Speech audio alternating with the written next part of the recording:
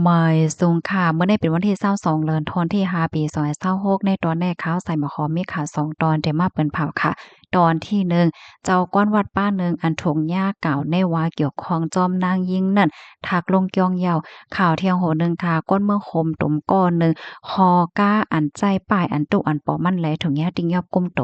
อ่อนตามเปิ้นได้ก็เฮาค่ะมาถ่อมด้วยข่าวโหในค่ะลวงคืบหน้าเกี่ยวกับโดยลวงอันก้นวานเขาป่องเลี้ยงถึงบ่มีปนพรเขาให้ไลกดทัดลองเฮ็ดตั้งสางเจ้ากวนวัดป้าเนิงตีเอิ้งหนองหอยจะเว้งเมืองใจดอนเก้งใหม่ว่าเกี่ยวข้องจอมเมียนางยิงเกี่ยวข้องตั้งแม่วานอันมาเหตุการณ์ให้ลองหมดใส่ที่ในวัดเกียงนั่นน่ะค่ะเนาะข้าวยำสืบมาไหนมันเจ้าไหนก็ทักลงเกียงกว่าเหย้าลาเหนลองตั้งว่าย้อนก็บ่ว่าป้าอยู่ลีอำลีอำเข้มเฮ็ดจังได๋คะอ๋อข้าวยำสืบมาเมื่อวานเนี่ยค่ะวันที่21เนี่ยอยู่ที่ผู้สื่อข่าวเขาเนี่ยก็ไล่ลงปืนดีกว่าที่วัดเสาหินก้อยกะว่าอำโคบทบหันมั่นเจ้าค่ะก้อยมีเจ้าจ้างเจ้าสร้างที่ในวัดในเกียงจอยกันต่อเอาโคของเครื่องใจโคตื้อของเจ้ากวนวัดก่อเก่านั่นค่ะนะขึ้นโลดขึ้น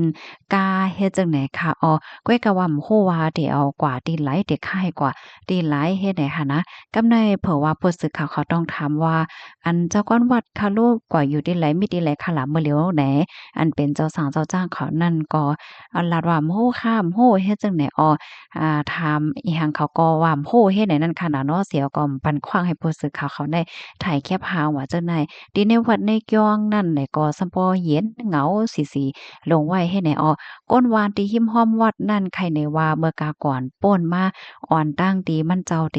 อยู่ลีแน่ค่ะนะมันเจ้าไหนก็ตื้อกำลีนะว่าจ้อยเทียมปันก้นยาก้นผานก้นหยุ่มลีกินหวานก้นเป็นตุกขี้ตาก้นเป็นตายผักไว้เอี่ยวก็กว่าตุ้งซ้อมกวานเฮ็ดจังไหนก้อยก็ว่าไหว้หลังเสมันเจ้าหยุ่มลีกินหวานมาเย้าได้ก่อมป้อแก้เลยทบกันเหย้าตั้งก้นหวานเฮ็ดจังไหนนะตอนตากข่าวเงาเดียนออกมานั่นก็เลยถ่อมเลยงิ้นอย่าเป็นอันตกตกใจแลเป็นอันแนงใจเต้จังไหนค่ะอ๋อลองที่อันเกิดขึ้นเป็นนั่นเป็นซ้ำว่า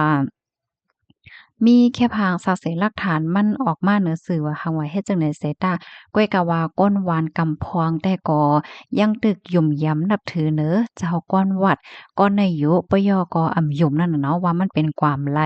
หันถึงว่ามันเจ้าในถุงยาเปิ้นแกงเปิ้นใส่ห้ายเปิ้นยาจือยาสิงก้อยเฮ็ดจั่งใดคะอ๋อก้อยก็ว่าหมาเจอในเปิ้นก็บ่ฮัดออกมาลาดมาหังคาย้อนว่าก็ว่ามันเต็มีลวงหันถึงอำเมินกัน ว่าสว่าเจ้านายเฮ็ดจังได๋ค่ะเนาะตีตั้งปอตอนนั้นในหมู่วันนั้นเนี่ยก็ก้นวันก้นหนึ่งและก้นหนึ่งก็หันเหมือนกันเฮ็ดไหนค่ะอ้อก้นวันเขายังลาดป้าเทียงว่า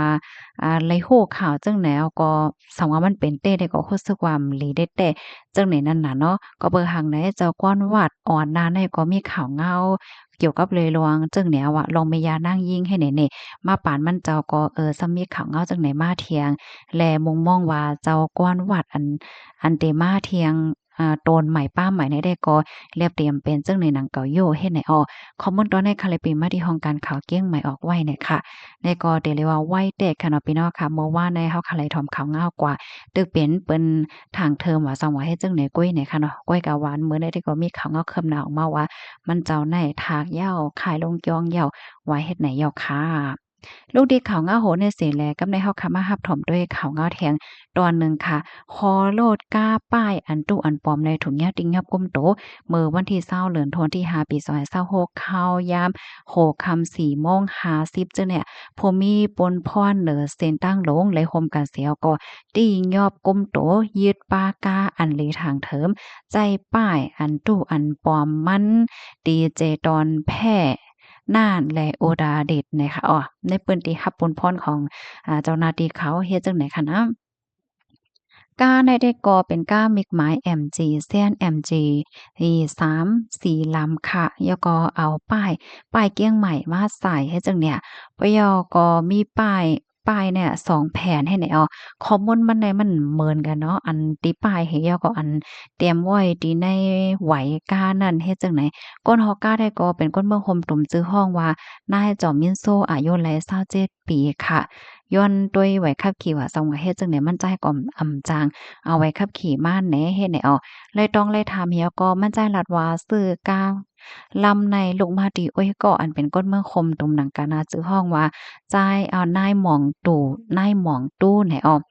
ซื้อตั้งแต่เลินทนที่1ปี2526ที่ป่นมาในกาขัน60,000วาทค่ะเปิ้นน่ะเอามาใจมาขี่กว่าใดกว่าเน้อแหละจังได๋อ้อตั้งฝ่ายภูมิพลพรเขาแล้วก็จังไลยึดเอากาอันในและเพิ่นลิเพิ่นไล่ตั้งเสียงตั้งหมดเปิ้นน่ะก็ถ้าลองตั้งไล่โหย่อยมันกว่าเที่ยงกำเนิงเฮ็ดจังไหนอ้อปยก็ได้ไต่เงินป้าว่า กาอันในลูกตีไหลมานั่นขนาดเนาะเฮียงแลอันคอมมอนมันแม่นกันว่าซังว่าเจิ้นนายเฮ็ดไหนค่ะอ้อคอมมอนตัวนี้ก็ข่าวเลยเป็นมาที่ห้องการข่าวเกี้ยงใหม่ออกไว้ค่ะพี่น้องค่ะถ่อมข่าวงาโหในยอหันเทินจังหือเพราะว่าเฮามาด้วยในข่าวงาบางตอนมาโหก็มันก็ปันตอนสอนได้ค่ะเนาะอันไหนเด็กก็มันปันตอนสอนว่าเมื่อว่าพี่น้องเฮาค่ะได้ซื้อรถซื้อกาในค่ะนะก็เลยให้สติอีกนึงเนี่ยค่ะเนาะสั่งถูกกว่าซื้อยา โลดก้ามีไหวห้านั้นก็โลดก้าอันจ้องเปิงห้าเฮ็ดจังเนี่ยเพราะว่าเปิ้นทัดยาจังไหนแหน่เงินก็เซ็งข้าวยามก็เซ็งทำมันสังถูกคำจานยาวตามที่ป้าเฮ็ดเนี่ยเนาะแล้วก็เป็นดองหลีฟังนะระดับคนที่อันซื้อรถซื้อกามือ2มือ3มือ4ว่าค่ะว่าเฮ็ดจังไหนเนาะกับในเฮาคามาถ่อมด้วยขันค่ำค่ะขันค่ำเมืองไต้หวันตั้งค่ะเนาะค่ำแตงเพราะว่าเฮาคามีเสียกว่าขาย1วันให้เฮาคาได้ขายเลยอยู่ 60,000 9 8ปากเพราะว่าก็ซื้อซ้ำได้เลยประโยชน์70,000เต็มคำหางเคิงเพราะว่าเฮาค้ามีเสียกว่าขาย1วันให้เด็กขายเลยอยู่68,0004ปากปลาย1เพราะว่าก็ซื้อซ้ำได้เลยประโยชน์70,000ปลาย8ปากโอ้ค่ำโลกเนาะพี่น้องเฮาค่ะคันแลกเงิน$1อเมริกันแลกแลงเงินไทย32.70แหละค่ะอ้อได้เป็นคานค่ำเนาะกำไรเฮาค่ะซ้ำมาถ่อมด้วยขานค่ำที่ใน เมืองใต้เมืองโฮมตุ้มนะคะคำแตงเซียนปานเก่าเพราะว่าเฮาค้ามีเสียกว่าขาย1แก๊บในได้ขายเลยเยอะ10,300,000เพราะว่าก็ซื้อซ้ำได้หลายปานอยู่10,400,000คำหางเคิงเพราะว่าเฮามีเสียกว่าขาย1แก๊บในได้ขายเลยอยู่9,690,000เพราะว่าก็ซื้อซ้ำได้หลายปานอยู่9,790,000เซียนปานใหม่ค่ะคำแตงเพราะว่าเฮาค้ามีเสียกว่าขาย1แก๊บในได้ขายเลยอยู่10,130,000เพราะว่าก็ซื้อซ้ำได้หลายปานอยู่10,230,000ค่ะคำหางเคิงเพราะว่าเฮาค้ามีเสียวกว่าขาย1แก้มได้ขายเลยอยู่9,530,000เพราะว่าก็ซื้อซ้ำได้เลยปัญญู9,630,000เนี่ยค่ะได้เป็นคันค่ำตีในเมืองใต้และเมืองหมตุ้มก็ได้เฮาค้ามาถ่อมด้วยขันแลกเงินค่ะเนาะเพราะว่าเฮาค้ามีเงินนอกเมืองแต่แลกเงินมานเงินจาดค่ะ$1อเมริกันแต่แลกเลยอยู่4เฮง2ปากปลาย10 1ยูโรแต่แลกเลย4เฮง8ปาก90 $1สิงคโปร์ได้แลกไล3เฮง2ปาก30 1หยวนแลกไล6ปาก19 $1ออสเตรเลียแลกไล2เฮง9ปาก92ค่ะกำไรเพราะว่าเฮาค่ะมีเงินหมานเงินจัดให้ได้ก่อนแลกเงินนอกเมืองค่ะเนาะ$1อเมริกันได้แต่ไลปันอยู่4เฮง3ปาก20 1ยูโรได้ไลปันอยู่5เฮงปลาย20$สิงคโปร์ได้ไลปันอยู่3เฮง3ปาก1หยวนได้ไลปันอยู่6ปาก35 $1ออสเตรเลียได้ไลปันอยู่3เฮงปลาย72นะคะกำในเฮาค่ะมาด้วยเงินไทยเพราะว่าเฮาค่ะเอาเงินไทยและเงินมาน1เสียในเดือนเลยปันเงินไทยอยู่7บาท75เพราะว่าเฮาค่ะเอาเงินมานและเงินไทย1เสียในเดือนแรกเลยอยู่7บาท55เนี่ยค่ะนี่ก็เป็นขันค้ำและขันแลกเงินในวันมื้อไหนนะคะอ้อยินจมก็ได้รับถอมปันแห้งค่ะอ้อเหมยสูงค่ะ